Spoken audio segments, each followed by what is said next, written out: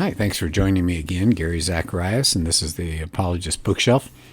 John Lennox writes some really good books. I love watching him. He's kind of like a extra jovial Santa Claus as he buries atheists and some of their objections to Christianity. He's got a book called God's Undertaker. This is the updated edition. Let me see when this came out. It's been out for a little while, 2009. But I've done a couple of previous podcasts on it, chapters on, let me see if I can find that real fast. One was War of the Worldviews, and that's something I keep coming back to over and over. That's exactly what we're seeing now. And if Christians don't understand that, we're going to really lose, and we're going to hurt our society big time. We have to realize our Christianity is not just a Sunday or a Sunday and a Wednesday Christianity. Our Christianity is part of a worldview, a theistic worldview that should be apparent 7 days a week. It should be the way we conduct ourselves on the job. It should be how we use our free time, how we use our money, how we interact with people, and not just going to church once a week or going on Wednesday nights. So I think that's hugely important that we understand worldviews. Chuck Colson talked about that in some of his books, The War of the Worldviews.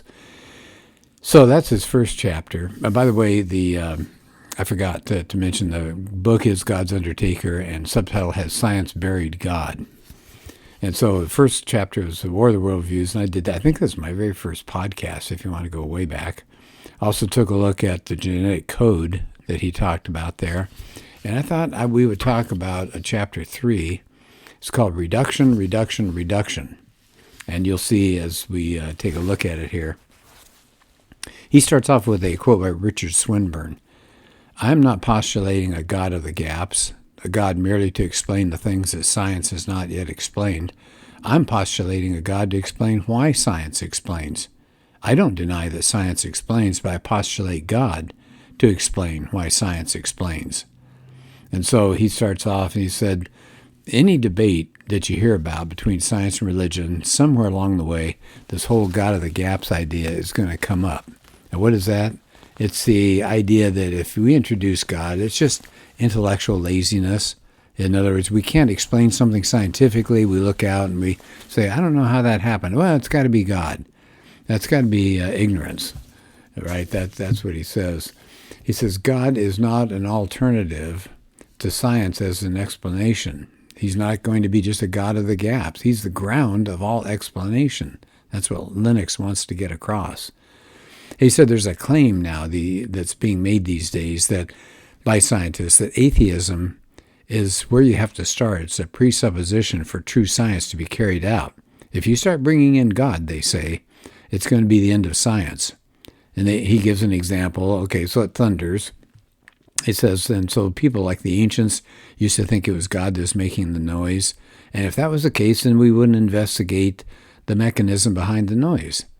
And so these scientists will say, okay, if you assume there are no gods, then you go out and you can look at what causes the thunder or the lightning or whatever. So he says, if you introduce gods to these people, science stops. God is a science stopper. And so he gives a little bit of a history of science. He said, if you look at the Greeks and the Hebrews, it's kind of interesting to see a gulf there. The Hebrew account says God is outside the world, and he brings the world into existence by his own personal fiat, right? Let it be this way. He says the Greek gods, on the other hand, are inside the world. They're descended from heaven and earth. They're generated by an outside power. It's a primitive force of some kind. So they're actually subject to natural law, right? They're not outside of it. So he said this idea that if you believe in a creator God who created and upholds the universe, that's going to bring science to an end. He says that's fallacious.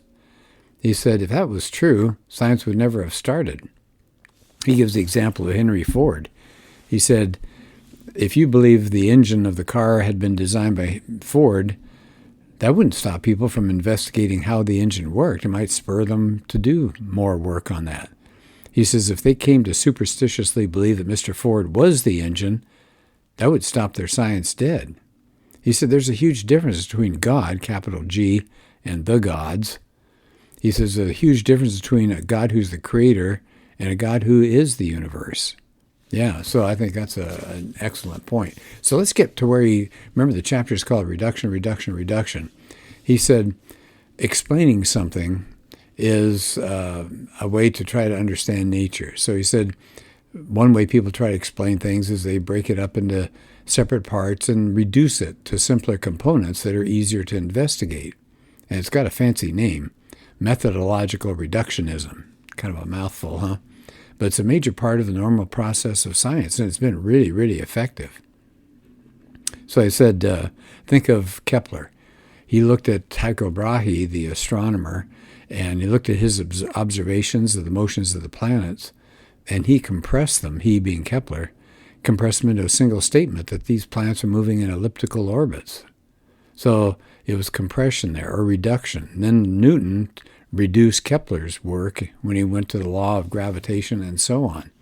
So he said, there is a limit to reductionism. So he said, you look at the history of science. For example, he said, if you looked at a watch, if you studied all the parts of a watch separately, the springs and the cogs and things, that won't enable you necessarily to grasp how it works as an integrated whole. So he said, there's another kind of reductionism going on. It's called epistemological and ontological. Okay, kind of a mouthful. Well, epistemological reductionism is a view that the higher level things you see can be explained by the processes at a lower level. He goes on to talk about other kinds of reductionism. He said, Richard Dawkins, as an example, says, my task is to explain elephants in the world of complex things in terms of the simple things that physicists either understand or are working on. So the catch is when you get to human behavior, for example, the ultimate goal of people who are reductionists is to reduce everything about us, things we like and things we don't like, and our entire mental landscape, reduce it all to physics. And sometimes that's called physicalism. He calls it a strong form of materialism. He said, but it's not supported by all scientists for good reason. He said, it doesn't work in every single case. He said, consider the page you're reading now. So, you got your book in front of you. So you got paper, it's imprinted with ink, and so it's obvious that you have some physics and chemistry going on there, making the ink and the paper.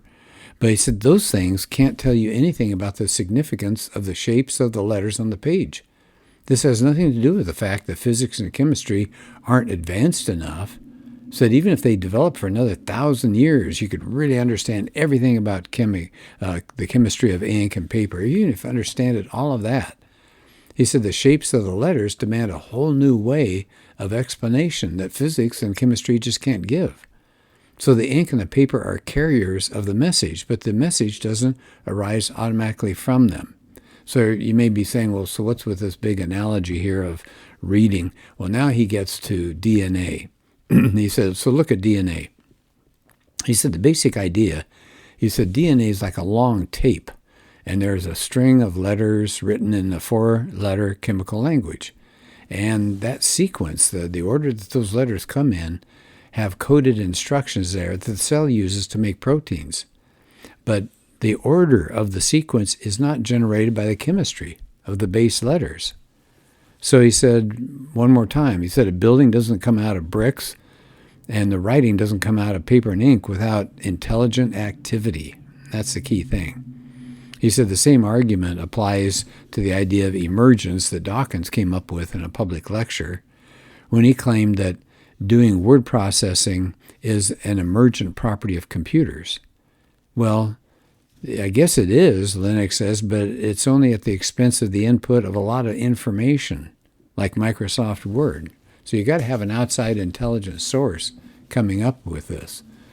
He says scientists that are committed to this materialistic philosophy say that this information property of DNA had to come out of matter by some sort of mindless, unguided process.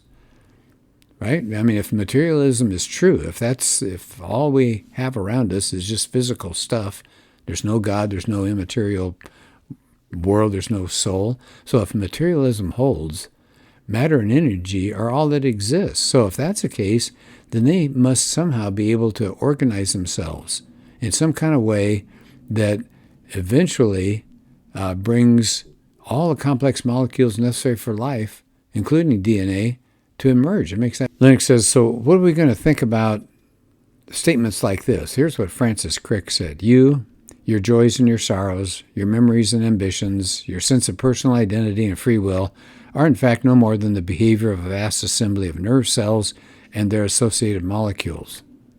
Wow. He says, what do you think of human love and fear? Is a Rembrandt painting nothing but molecules of paint scattered on canvas? He says Crick seems to think they are. If the concept of truth itself results from just an assembly of nerve cells, how would we know that our brain was composed of nerve cells? He says the doubt would come up. Why would you trust your mind? It's developed from the mind of the lower animals. Why would you trust it? Why would you think it had any value? So he says that's pretty self-destructive. If Crick was right, we would never know it. Right? It's just these nerve cells, and those nerve cells are randomly put together, so why would you trust that? So it said it destroys rationality, this belief. So we don't have thought anymore. It's just electrochemical neural events. So they're neither right or wrong, right? These things just happen, just random chemicals sloshing around up in your brain. But he said it's the use of the human brain that's brought about these things that we've been talking about here, this reductionism. So if you're a reductionist, there's no reason to trust your mind when it tells you anything, especially whether reductionism is true or not. Let me continue with the fourth chapter. I think we've got some time here, and I like this a lot. It's called Designer Universe. Keith Ward starts this off with a little quote here. To the majority of those who have reflected deeply and written about the origin and nature of the universe, it has seemed that it points beyond itself to a source which is non-physical and of great intelligence and power. Arnold Penzias, he's a physics Nobel Prize winner. Astronomy leads us to a unique event, a universe which was created out of nothing, one with a very delicate balance needed to provide exactly the right conditions required to permit life, and one which has an underlying, one might even say supernatural, plan. So this chapter is there evidence of design? He said, well, some scientists say we're just aliens in this cosmos. It's just chance and necessities. We've just been spun out here. We're the product of just mindless and purposeless natural processes. But others don't feel like aliens in the universe. Freeman Dyson says, it almost seems like the universe must in some sense have known we were coming. Paul Davies, he's another physicist.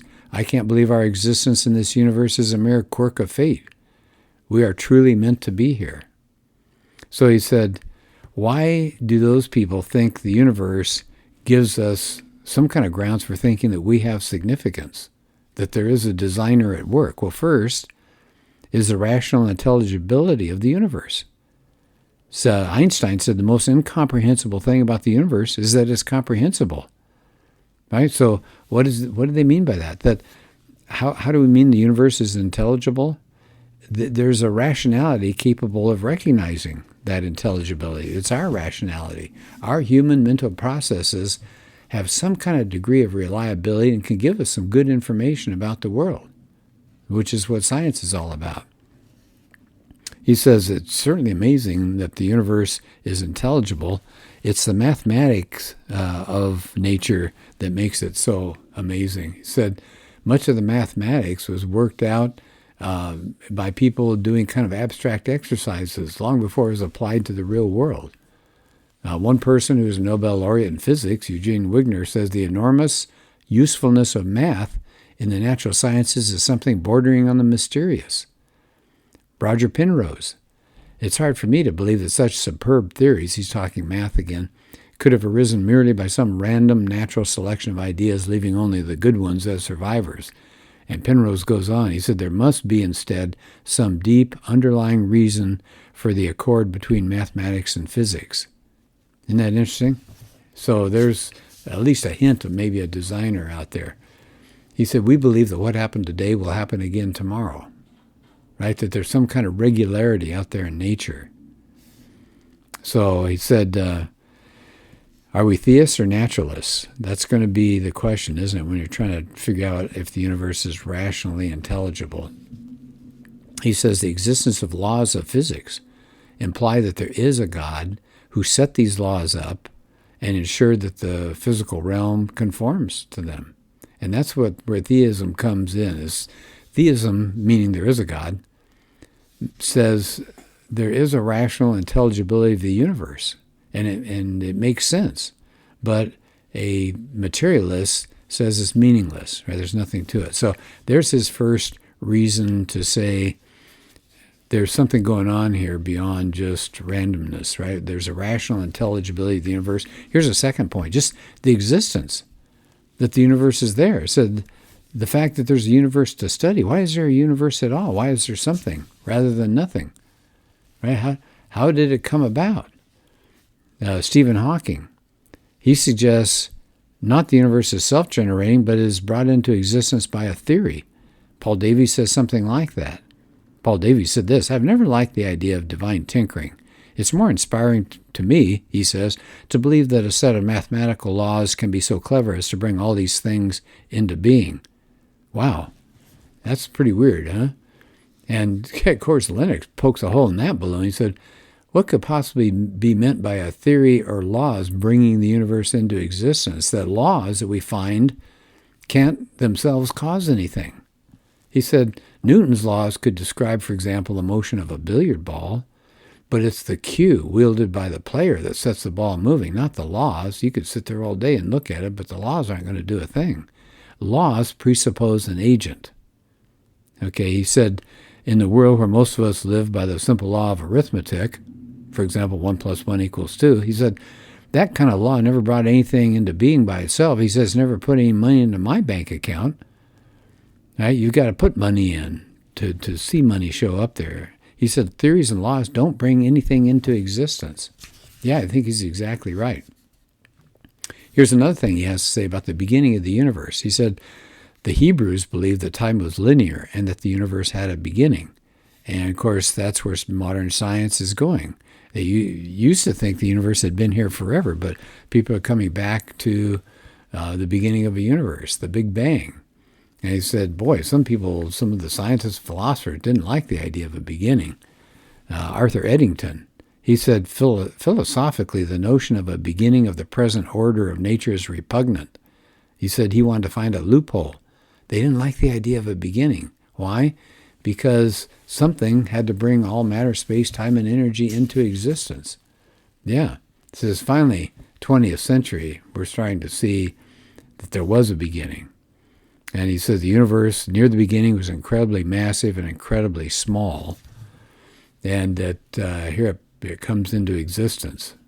If you got a big bang, you need a big banger, I think.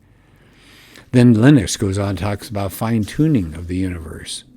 He said what they're finding is it's just amazing that the fundamental forces out there in the universe are delicately balanced, just delicately balanced and fine-tuned for life, for us to be here. All these constants. He gives one example of carbon. It has to be exactly right. The force of what's called the nuclear strong force has to be exactly right. The expansion and contraction forces, entropy, on and on, until Paul Davies says the impression of design is overwhelming. Yeah, exactly right. So there's a book out called The Privileged Planet that talks about how remarkable the Earth is as a place to do science. Everything's just right. Arnold Penzias said he thinks that maybe it was a supernatural plan to bring us around. So these are some of the things that he's talking about here that are going on where you say the universe was set up for us. Arnold Penzias, one more time.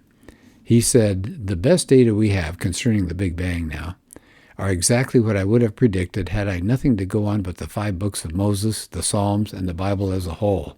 Isn't that interesting? So, designer universe? Yes, I think we can say there's a designer in the universe. You know who else has covered this thoroughly is Stephen Hawking. Stephen Meyer. Yeah, let's get the right Stephen there. Stephen Meyer.